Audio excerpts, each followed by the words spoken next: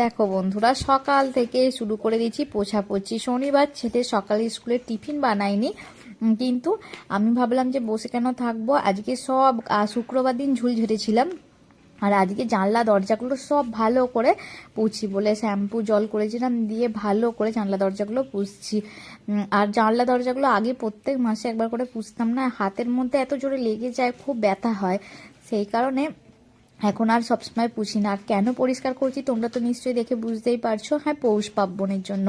পৌষ পার্বণ, আমরা তো বাঙালি, আমাদের তো ঘরদোর পরিষ্কার করতে হবে, সেটা তো আছে বলো, সেই কারণে। আর দেখো, এই সমস্ত কাজ সেরে ছেলেকে তুলছি। ছেলেকে তুলতে সকালে এত কষ্ট যে আমার বলার নয়। আমি 2 ঘন্টা আগে উঠে সব কাজ করব, কিন্তু ছেলেকে তুলতেই আমার প্রচুর কষ্ট হয়। আর এই যে ছেলেকে তুলে ওকে ব্রাশ করিয়ে ওকে কমপ্ল্যান দিয়ে দিয়েছি। কমপ্ল্যানের মাগটা নিয়ে না অনেকক্ষণ বসেছিল, বসে থাকার পর আমি খুব চিল্লামিল্লি করতে তারপরে খেয়ে তারপরে এই যে ওকে রেডি করে দিয়েছি ঝটাপট। আমি তার আগে রেডি হয়ে গিয়েছি। আর কেননা সকালবেলা না কি বলতো, দেরি হয়ে গেলে রাস্তা না একবার ছুটে ছুটে যেতে হয়, আর ও পেয়ার লাইনের আগে তো যেতে হবে, আর ও রেগে যাবে আমার উপরে, ওর জন্য দেরি হবে, ও কিন্তু রেগে যাবে আমার জন্য। দেখো, ছেলেকে রেডি করে দিয়েছি, আবার মাস্ক তো এখন পরে যেতে বলেছে, সেই কারণে মাস্কটা পরিয়ে দিলাম। আর এই যে যাচ্ছি এখন। অনেক ঠান্ডা লাগছে, নাক খুব জ্বালা জ্বালা করছে।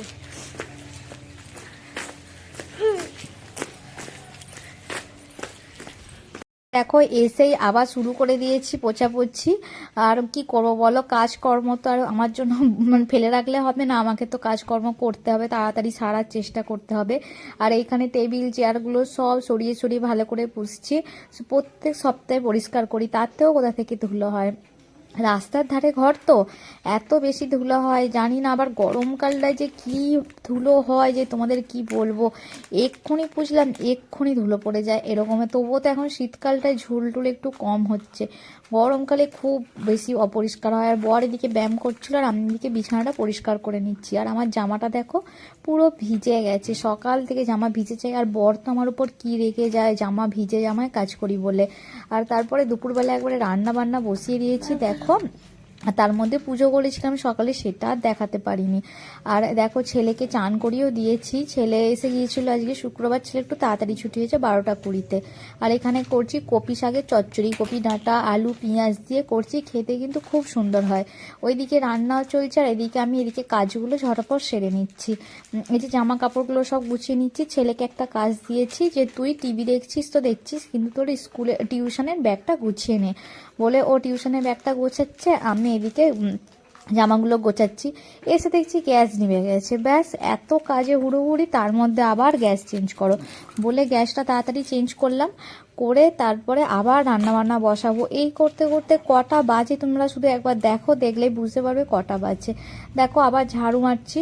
আর গ্যাসটা নয়, ট্যাঙ্কিটাকে ফুল ট্যাঙ্কিটা তো আর চাগিয়ে নিতে পারি না, হালকাটা চাগিয়ে নিয়ে আসি, নাহলে নয় দাগ হয়ে যায়। আজকে কত পরিষ্কার করে ঘরদোরটা পুছলাম, আর দাগ হয়ে গেলে কীরকম লাগে।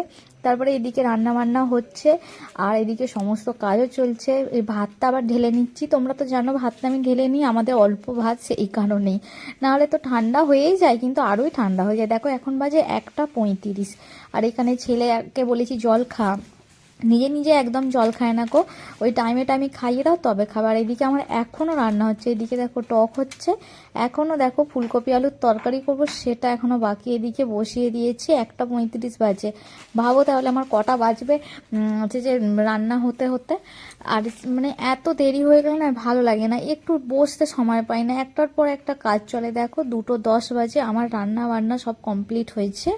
বাসনটা ধুয়েই ভাবলাম তোমাদেরকে আগে দেখাই আমি কটার মধ্যে কমপ্লিট করেছি কাজকর্ম।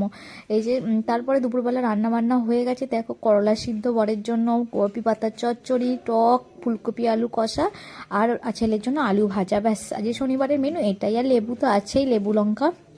আর চলো আমরা খাওয়া দাওয়া সব করে নিই। আর তারপরে সন্ধ্যাবেলা একবার তোমাদের সাথে দেখা হচ্ছে। দেখো, সন্ধ্যাবেলা সন্ধ্যা টন্ধা দিয়ে নিয়েছি, নিয়ে একটু বরের দোকানে যাব, ছেলেকে আনতেও যাব। দেখো বন্ধুরা, বরের দোকানে চলে এসেছি, ছেলেও এসে গেছে, এবার বাড়ি যাব। আর এই যে বর মশাই কাজ করছে,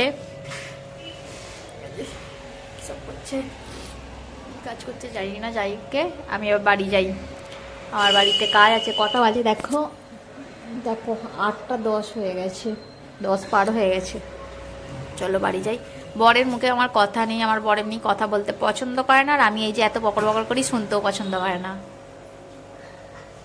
কি কাজ করছিস ঝুমকো? ঝুমকো বানাচ্ছে ঝুমকো। চলো বাড়ি যাই। ও মাই গড,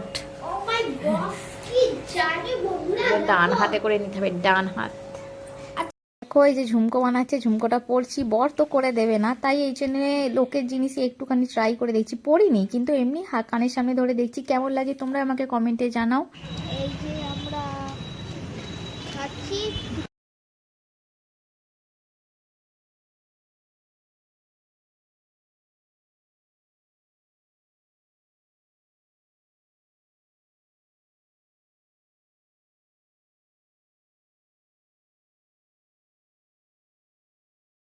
দেখো এখানে আমার ছেলের বন্ধুর সাথে দেখা হয়েছে, বাপরে ওরা দুজনে পুরো ফেমাস বন্ধু, ওদের স্কুলে পুরো দুজনের খুব নাম, আর দুজনকে আলাদাও করা যায় না এরকম বন্ধু ওরা। আর দুজনে একসাথে থাকলে কি যে বদমাইশি করে দেখো, তোমরাও দেখলেই বুঝতে পারবে। ও যা করবে আমার ছেলে তাই করবে, ওর পুরো কপি করবে, ওর নিজে কোনো কিছু বলবে না।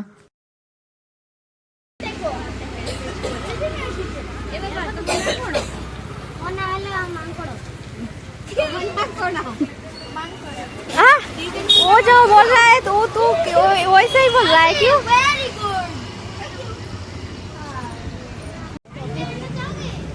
क्या गाड़ी में आना चाहोगे? नहीं। चलो चल के जाओ। कितना ज्यादा खुश हुआ, हेलो आइए। कितना ज्यादा खुश हुआ तू तेरा दोस्त को पाकर।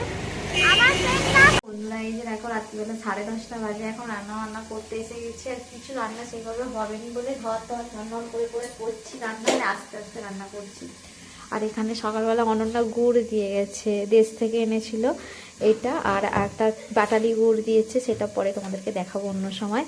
আর হচ্ছে এই যে ফুলকপি ভাজা, ব্যাস আর রুটি হবে। বরমশাই এসে গেছেন, এই যে বড়মশাই এসে গেছেন, একই কালো মানুষ আরো কালো লাগছে, লাইট জ্বালানো। এই যে বড়মশাই এসে গেছে ভূতের মতো, ডাকু মঙ্গল সিং। ঠান্ডা পড়েছে বাইরে, আজকে তবু ঠান্ডা কম আছে কিন্তু, হ্যাঁ তাই হাত পা কিনকিন কিনকিন করছে। তবুও কালকে যেরকম হচ্ছিল কষ্ট, তার চাইতে অনেকটা ঠান্ডা কম আছে, তাই না? আর এই যে রান্না বসিয়েছি, আজকে একটু এটা দিয়ে রুটি খাবো, পিঠে করব, মানে পিঠের জন্য আরেকটা দিয়েছে অন্য জায়গায়, এইটা দিয়ে গেছে, বেশ ভালো লাগে। আর আমি তো শীতকালে অন্য বাড়ি যাই না, যে কারণে আমি কোনোদিনও এত বছর 11 বছর হয়ে গেলে আমি কোনোদিনও এখনো গুড় খাইনি, না খেয়েছি। আগের বছর অনন্যা দিয়েছিল, এনেছি, ও গিয়েছিল, যে নিয়ে এসেছিল খেয়েছি। আর এইবারে ওদের ওরা যে দোকানে কাজ করে ওর পর, সেই দোকানেরই গিয়েছিল, আরও আরেকজন একটা দাদা হয়, আর সেই দাদা গিয়েছিল আর এনে দিয়েছে, আর খাবো। সত্যি খুব ভালো লাগে। অনন্যা যদি বাড়ি যায় তো অনন্যা নিয়ে আসবে, তখন তো আবার দেবেই, নিশ্চয়ই দেবে। আর খুব ভালো লাগে খেতে, খুব। আমি তো সত্যি বলছি কত বছর হলো খিচুড়ি গুড় খাইনি, যে তার ঠিক নেই। আগের বছর খেয়েছি আর এই বছর খাবো, খুব মজাও লাগছে। আজকে যদি রুটি দিয়ে একটু খাবো। আর এই যে ফুলকপি ভাজা হচ্ছে বললাম, আর বিছানাটা পরিষ্কার করে নিই, এদিকে রান্নাবান্না হতে হতে। আর 10:30 বেজে গেছে, 11টা পার হয়ে যাবে। লাইটটা বন্ধ করে দিই, বুঝলে। দেখো এসে রাত্রিরে ফুলকপি আলু ভাজা, রুটি আর পান্তুয়া ছিল একটা করে, সেটা নিয়ে নিলাম। আর এই যে গুড় ছিল, সেটা আমি গুড় দিয়েই রুটি খেয়ে নিয়েছি। আমার খুব ভালো লেগেছে। চলো আজকের ভিডিওটা কেমন লাগলো অবশ্যই কমেন্টে